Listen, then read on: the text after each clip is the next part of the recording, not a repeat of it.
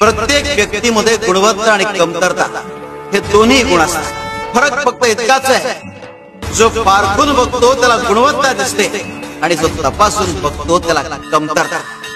गुरु चरित्र तुमच्यात योग्य ते गुण वाढवते।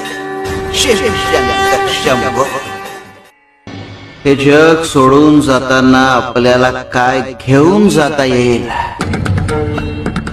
हे पाहण्याआधी आपल्याला काय देऊन जाता येईल याचा विचार करा।